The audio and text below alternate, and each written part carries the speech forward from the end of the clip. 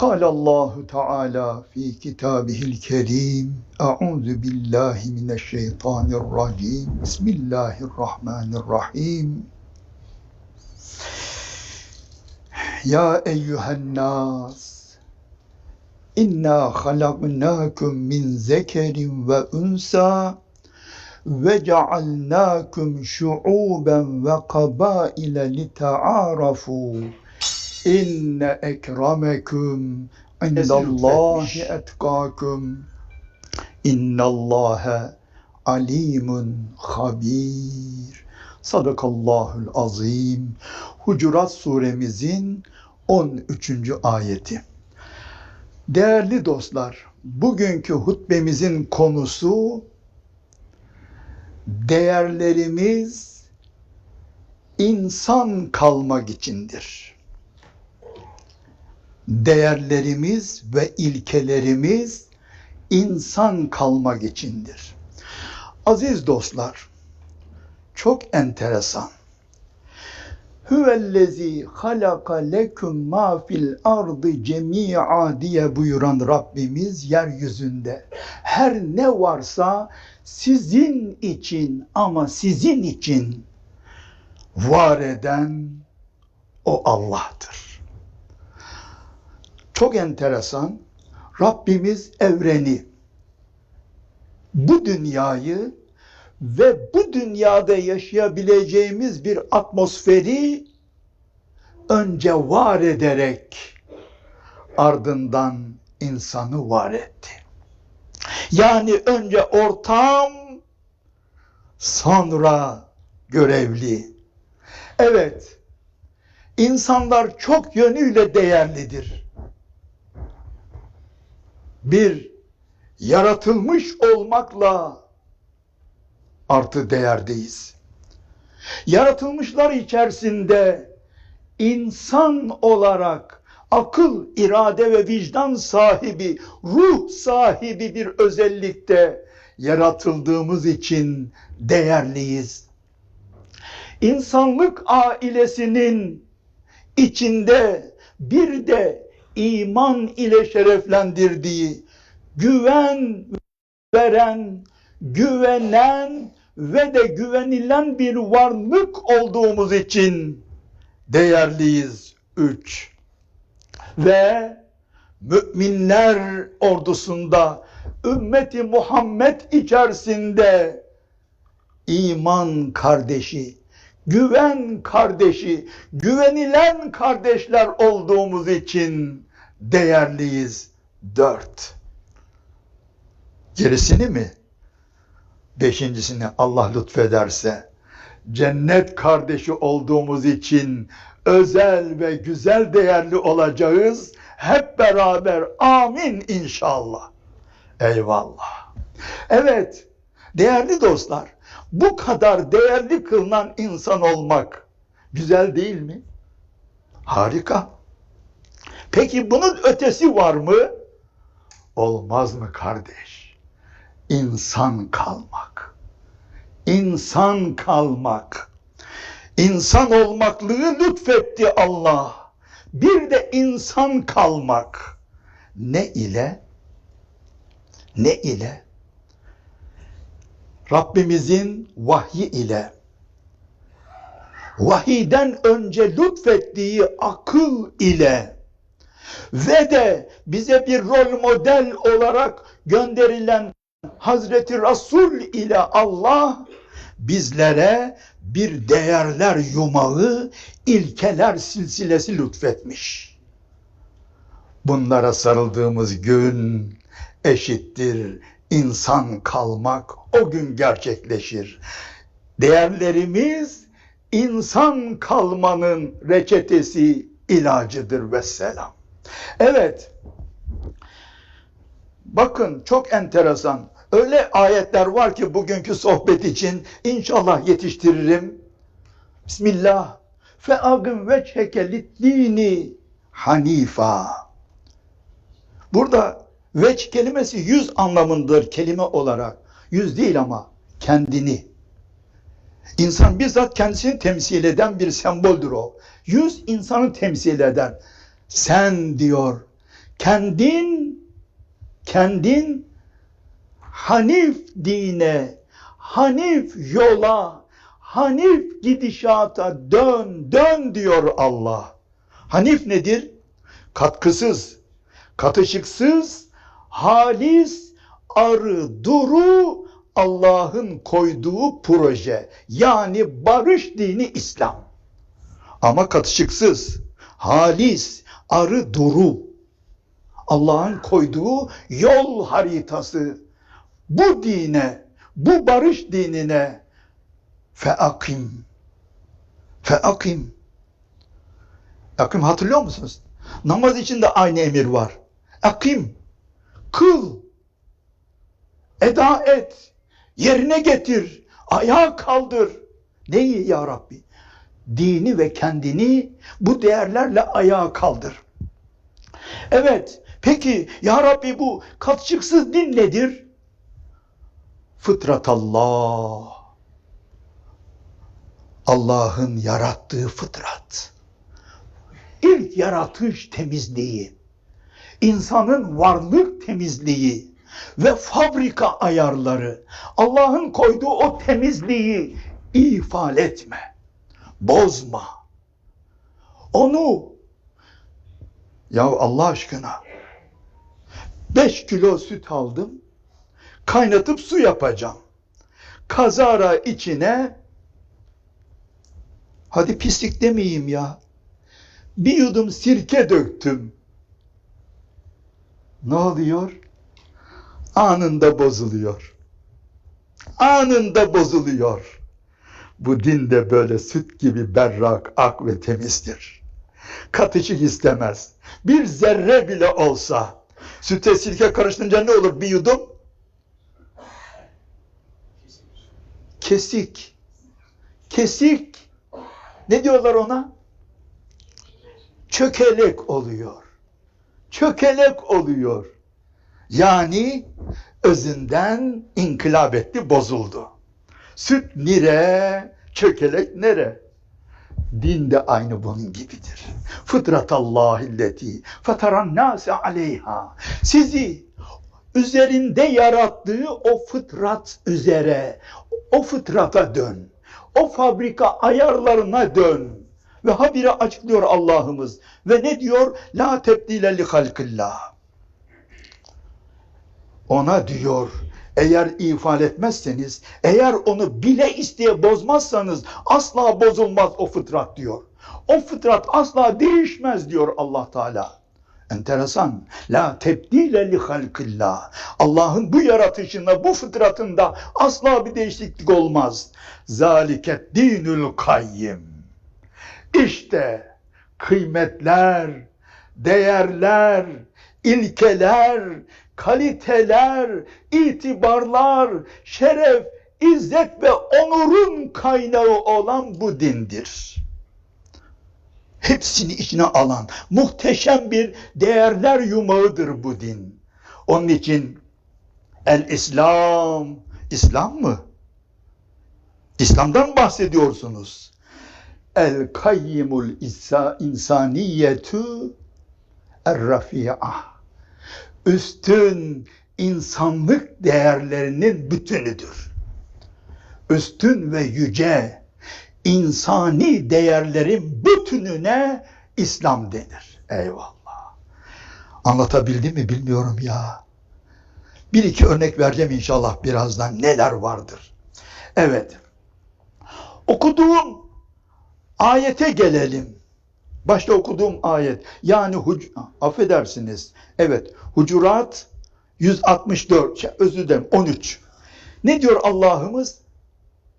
Ya eyyühennas. Ey insanlık. Çok enteresan. Yani bu değerlere dönen insan Müslümandır diyor.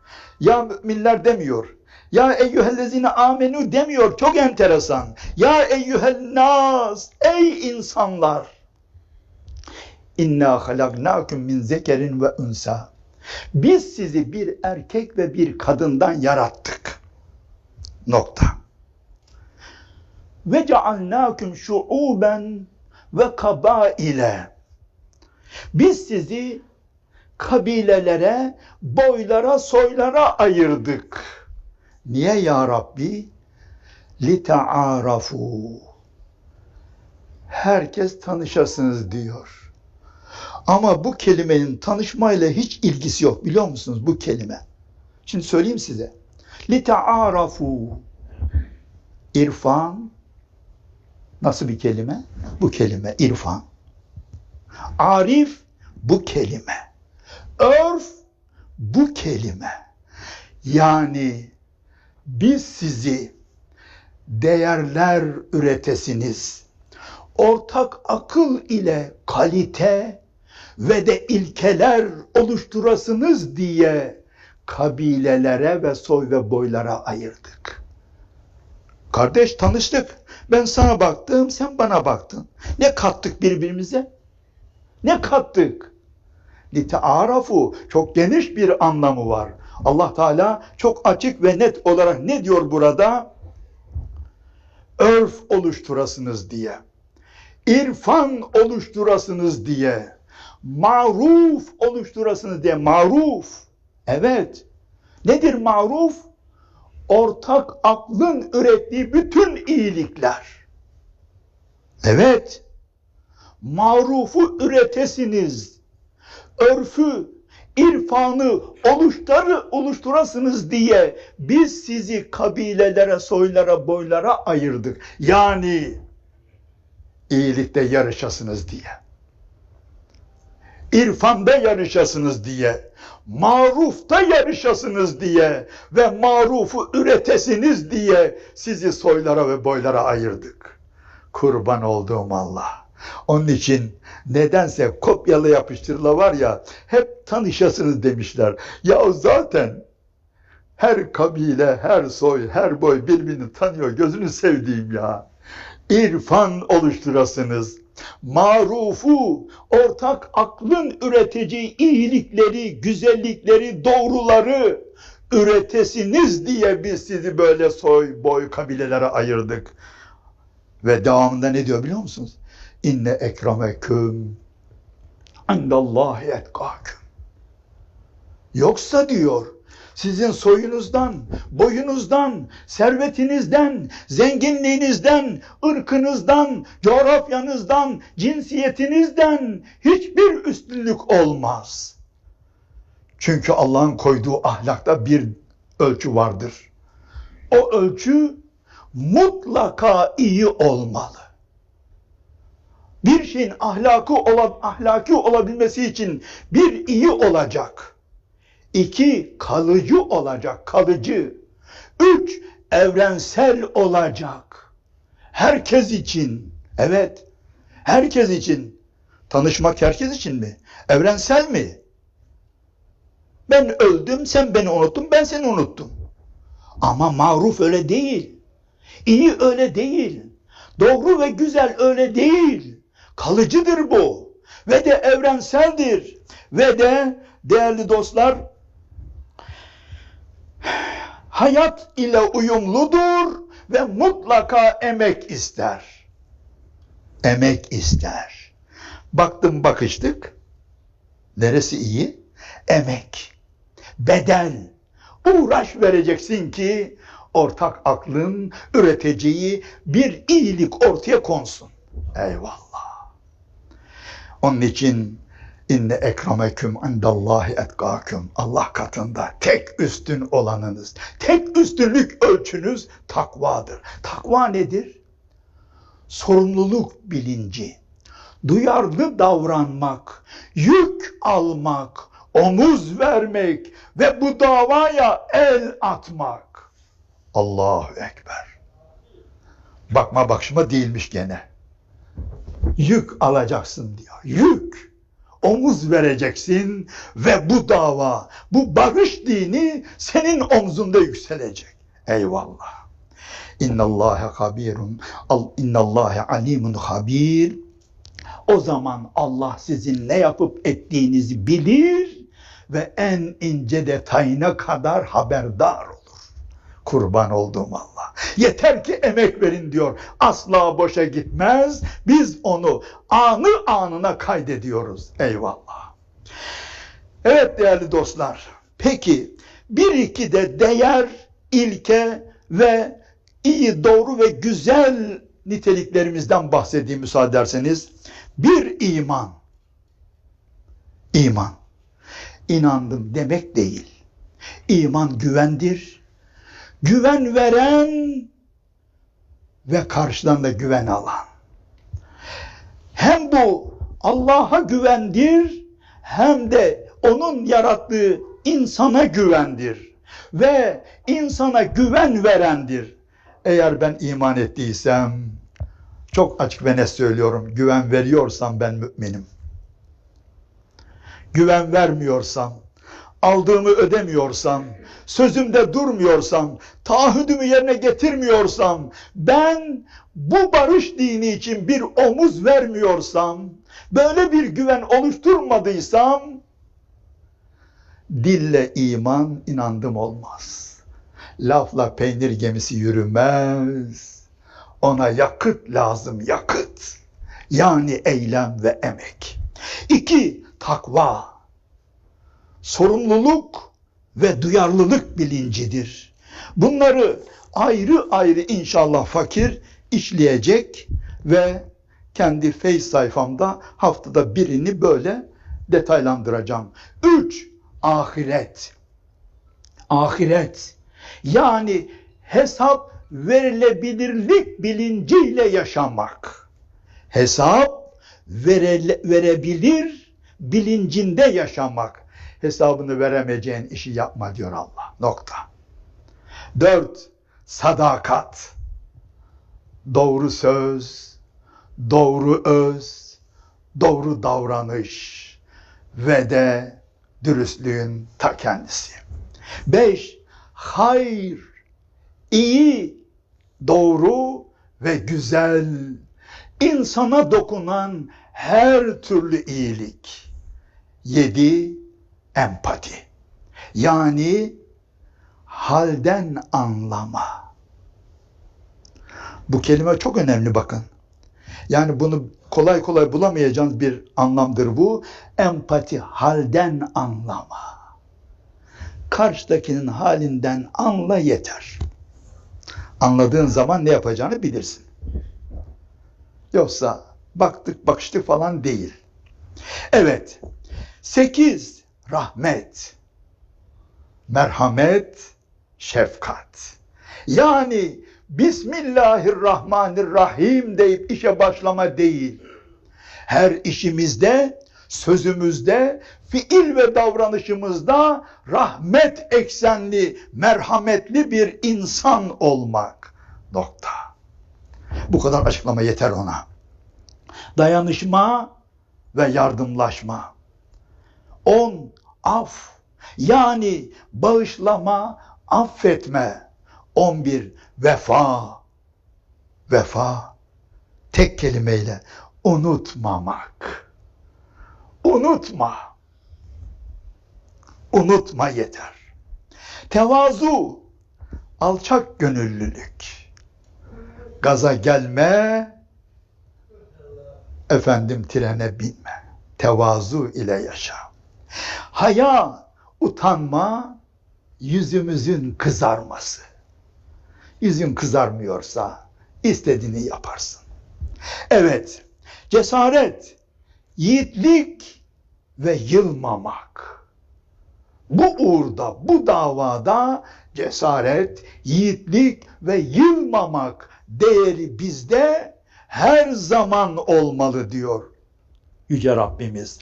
Ve özgürlük, sınırlara riayet. Özgürlük, sınırlara riayet. Kella innel insane leyetgâ en ra'ahu istâna. Aman sınırlara dikkat et. Sınırı aşarsan tuğyan kesilirsin. Firavunlaşırsın diyen bir Rabbimiz var. Eyvallah.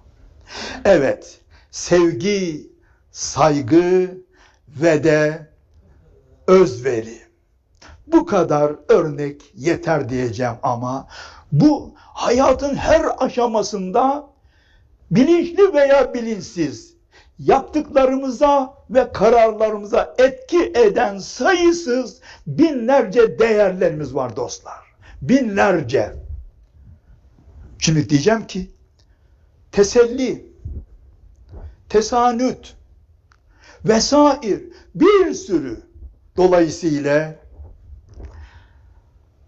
bildiğiniz, sizde kalıcı olan, evrensel olan bütün iyi, doğru ve güzel niteliklerinizi, değerlerinizi ve ilkelerinizi lütfen hayatta yaşatın.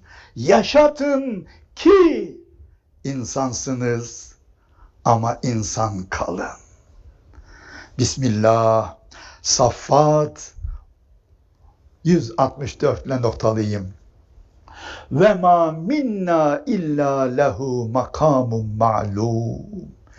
İçimizden Allah'ın bize bir yük, bize bir görev, bize bir sorumluluk yüklemediği hiç kimse yoktur.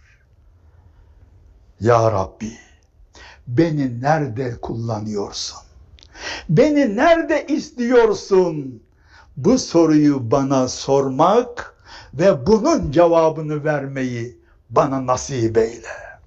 Şunu söyleyeyim.